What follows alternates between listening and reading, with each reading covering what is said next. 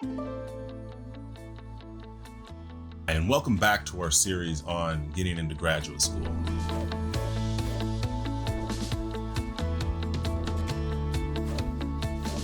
So at this point, we have walked you through the process in terms of letters of recommendation and also the personal statement, reaching out to potential advisors, doing some research about universities, etc. And now today I want to talk a little bit more about the actual admissions process itself and what you can expect that your application will be evaluated on. The first thing that I want to do is to make sure that I make really clear that when it comes to graduate school admissions, the process is going to differ across departments and across universities. So this is very different than, say, law school or medical school or even an MBA application or a college application where there's kind of a set way of doing things across schools. And while there might be small differences here and there, for the most part, you're evaluated on the same things at every law school and medical school, etc. The process, the mechanics look very much the same. For graduate school, it's very different. And it can be really department specific, such that even within a university, different departments will take different things into account, will evaluate different factors. It might be the case that one department at one university, so like the physics department at Harvard, will have a different process than the physics department at Yale. And similarly, the chemistry department at Harvard might have a different process than the physics department at Yale. But what I've done in talking to a lot of people who work within admissions department at the graduate levels, also bringing in my experience and talking to professors, etc., is to sort of give you a basic idea of what the main beats kind of look like. Now, most of what I say here is going to apply to most programs. But if you do run into a program where they say they do things differently, there's no reason to disbelieve them. It's probably the case that they do those things differently, but this is kind of overall the basic way that all applications are evaluated when it comes to graduate school, master's, PhD. I want you to think about the big five, all right? Now, some of this is kind of obvious, but the big five are grades, test scores. I'm going to say a little bit more about test scores in particular in a second. Letters of recommendation, personal statement, and what I call show me. So let's work through these backwards. The show me for something like literature or history would be like a writing sample. For art, it would be your portfolio. For the sciences, it would be your research experience. This would also include things like publications. It's anything that demonstrates that you have expertise within this field that is applicable. So if you're applying to a history PhD program and you have worked, at a historical magazine or in a museum, or if you have written things in the past that deal with historical subjects, right? This might sometimes graduate schools will oftentimes ask for a piece of undergraduate writing. That's what that is. Personal statement, we've talked about that extensively in previous videos. I will pin some links to those so if you want to check those out. We've also spoken about letters of recommendation. And then grades. Grades is a strange one, a little bit stranger than you might think, in that different schools value them differently. One of the ways to think about this is that in a lot of respects, the admissions department is sort of a rejection department, especially when you are applying to highly competitive programs. They are looking for ways to eliminate candidates. And so at some places, they simply look at the grades as a cutoff point. So they'll either have an internal metric that says you got to have a 3.5 or a 3.2 or a 3.7, whatever it is internally. It says, we're not going to consider you internally. And that's just a way for them to get rid of 100 applicants when they're only have space for, 8 or 10 students. So you simply remove some people.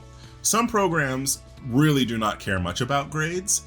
Overall, they will focus more on kind of the relevant grades. I remember, for example, when I was applying to graduate school, and one of the schools I was applying to was UC Berkeley, they requested kind of the grades be broken down in 3 ways, which was, the first tranche of grades was just grades within the field that I was applying to. So I was applying for a history PhD, so they only wanted to know my history GPA. The second was that they were looking at grades kind of for things that are non-math and science, right? So everything that also included things like literature, etc.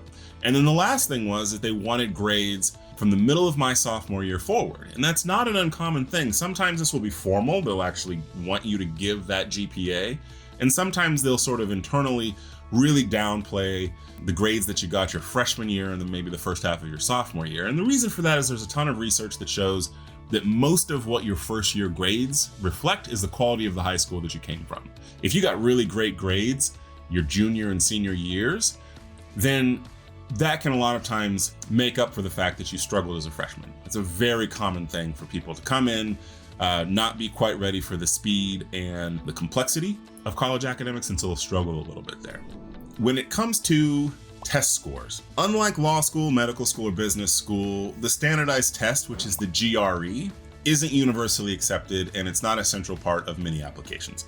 In fact, many schools are moving away from standardized tests full stop. Some schools will ask for a subject test. I remember, for example, I ended up not applying to Princeton because at the time they required a history subject test and I didn't want to study for it. It seemed like a waste of time. What typically happens is that, you'll take the full GRE, but the GRE for history, for example, they don't care about your math score. And in fact, on the application, there wasn't even a slot for me to put what my GRE math score was for many of the schools. It's simply not relevant whether or not you can do multifactorial, whatever. Similarly, some places will use the test scores as simply a way of weeding out, right? They don't put a ton of weight on it. They say, okay, here's our floor, and if you cross that floor, then you'll sort of move on to the next round. Most programs are really only interested in kind of at the extremes, which is, do you do very, very well or very, very low? And in those cases, that might have some impact. But for the most part, it's different than like the LSAT, where these small gradients, so the difference between a 175 and a 169 on your LSAT can mean a huge difference. So if you place at the, the 99th percentile versus like the 92nd, that's a big difference. It's really tough to get into a place like Yale Law School with a 92nd percentile LSAT. But for the GRE, it doesn't really quite function the same way, especially for programs in the humanities and the social sciences, where the sense is that the skills that they're testing aren't really firmly attached, rather, to what these tests measure. Taking all of those things into account, let me first give some kind of tough love or bad news, right? PhD programs tend to be very hard to get into, especially the good ones. And as I talked about in a previous video, I believe you should really only be looking at PhD programs that provide full funding and are kind of the top, especially if you were looking to get a tenure track job after you graduate. It is extremely difficult to go to a program that's ranked outside of the top 15 in its field and get a tenure track job after graduation. If a good program gets 300 or 400 applications for a dozen people, you need to understand that the weeding out process is going to be pretty aggressive. In an elite program like a Harvard or Yale, it's often the case that they get 500 to 1,000 applicants in order to fill maybe a dozen slots per class. Now, obviously, some graduate programs are bigger or smaller, but the same basic thing applies.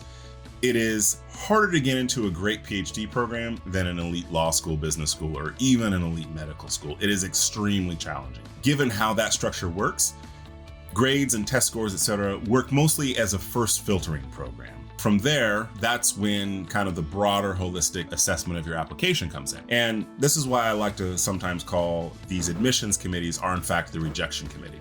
So if you think about the first round, what usually happens is all the applicants are sent to the person within the department. It's usually called some version of the director of graduate studies or something like that.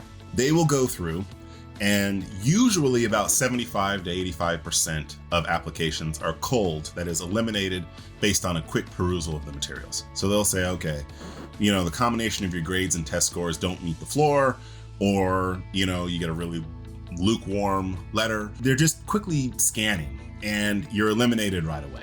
This is where the things that start to matter more once you've gotten past the rejection committee are, in order of importance, kind of your grades, personal statement, and letters. As I said before, different schools will have different internal standards, different departments will.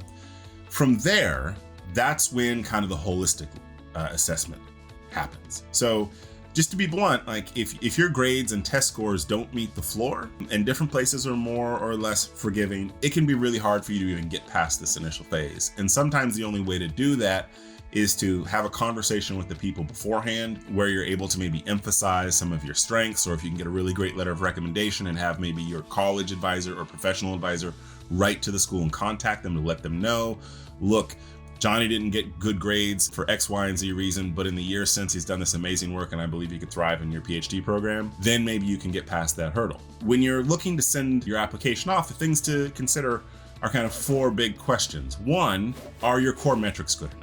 Grades, test scores. Second, do you have sufficient experience in this field? Remember, graduate studies are kind of designed for people who want to really specialize in an area. And so it's important that you arrive with a sufficient understanding such that you can do advanced work. Third, how can you acquire additional experience if you're not quite ready? So if you're looking to do a neuroscience PhD, you're not experienced enough, this is when you start to think about working in a lab. And a lot of times in my role where I help people get into graduate schools, it can be discouraging where they come to you and say, look, I want to get a PhD in neuroscience. And you look at their application and say, look, man, you're probably not going to get in this year. You need to get some lab experience or some other experience to fill out this application. And lastly, if the foundation of your application isn't good enough and your application is kind of likely to get tossed, take a step back and do a holistic assessment of where you think you are and how long it's going to take you in order. This might mean taking additional classes. Like I said, finding additional research work, finding ways that you could maybe write some things within the field, make some connections within the, especially if you're applying to really competitive graduate schools that you might want to do. In the next video, we're going to talk about what happens if your application gets sent to committee. All right. So this is kind of the Debbie Downer video where I say, look, this is the weeding out process where they do this cursory examination, this initial examination of your text, of your application to see whether or not you're ready and prepared. All right. So once again, thanks for checking us out. If you have any questions, please come to gurufi.com or send us an email at service@gurufi.com. I'm Brian. I'll see you next time.